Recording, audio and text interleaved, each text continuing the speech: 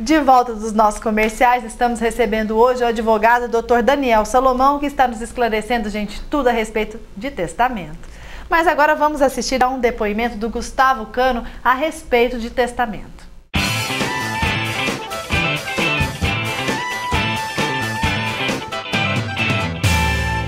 Nosso caso foi o seguinte, nós adquirimos um imóvel que era um caso de inventário, né, que eram de 3 irmãos.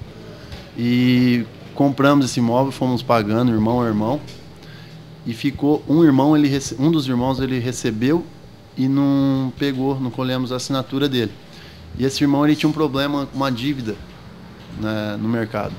E entraram na justiça contra esse irmão e nós acabamos tendo que arrematar. Como eles entraram na justiça, nós não tínhamos a assinatura dessa parte desse irmão, nós tivemos que arrematar na justiça essa parte. Nós conseguimos, na verdade, registrar 93% do imóvel e não 100% que era a parte dos 13 irmãos, né? Como ficou um, então ficou uma parte só a ser registrada. E isso aconteceu por falta de acompanhamento do advogado, tudo certinho. Pois é, doutor, isso é muito complicado. Esse negócio de herança, testamento, quanto tempo demora para essa divisão de bens todas saírem, né? E se efetivarem? E o que acontece com esse caso, assim, de penhorar uma parte da casa por 1 metro quadrado da casa? E aí, qual é o transtorno de tudo isso? A dificuldade, Luciana, é que muitas pessoas, elas acabam adquirindo alguns bens sem a garantia de já receber a escritura no ato da compra. Alguns bens ficam prometidos para serem adquiridos em definitiva após o inventário, após o testamento. Nesse caso específico, como um dos herdeiros se comprometeu patrimonialmente, assumiu uma dívida, realmente o credor ele pode buscar receber da parte que cabe a esse herdeiro. E isso gera um transtorno para quem adquire, por quê? Porque você vai ter que provar que esse imóvel já foi adquirido, que você já pagou.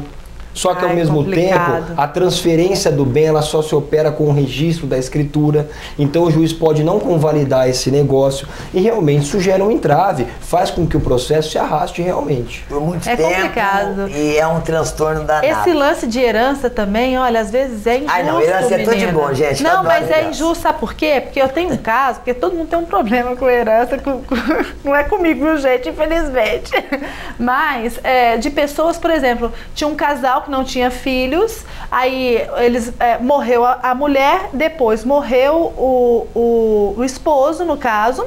A família do marido, porque ele morreu por último, obteve o direito de toda a herança. Isso é um absurdo. O falecimento... Porque os dois trabalharam juntos, construíram patrimônio juntos. Deveria ser dividido. O falecimento simultâneo não exclui os herdeiros dessa esposa que faleceu antes. A questão é se estabelecer quem são os herdeiros que realmente têm direito a receber, porque aquele que eventualmente for excluído tem ação autônoma para reivindicar a parte que lhe foi subtraída. No caso, o testamento tudo certinho dentro das formas legais, cabíveis, dentro do nosso código aí, ele é mais rápido para fazer-se a abertura do que você... em relação ao inventário? As pessoas elas confundem a existência do testamento como se ele por si só determinasse um processo mais célere. A verdade é que o testamento não exclui o inventário. O inventário, certo. O registro ou a convalidação do testamento ela é sempre rápida.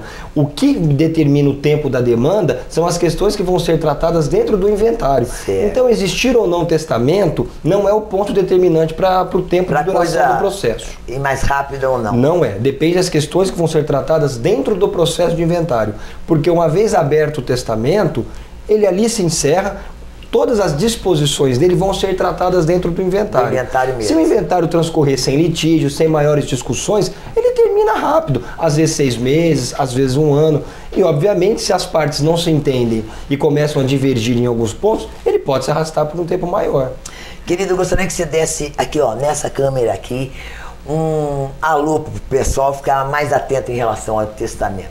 Olha, o que eu recomendo é que a pessoa interessada em fazer um testamento procure verificar com o seu advogado de confiança as disposições que são possíveis de serem colocadas, um cartório de confiança para se fazer. Se for fazer particular, se cercar também dos cuidados necessários para que ele tenha validade. Porque a grande frustração é você, após a morte, não ter a condição de efetivar a sua disposição que você fez em vida. É verdade. É verdade. E isso é extremamente importante. Olha, muito obrigada pela sua participação. Foi muito interessante a sua entrevista. Eu quero ver se vai Agora sobrar vou alguma fazer coisa meu pra mim, testamento certinho, viu, Zezé? Olha lá. Você aí, um Tchau, beijão gente. e eu espero que tenha gostado.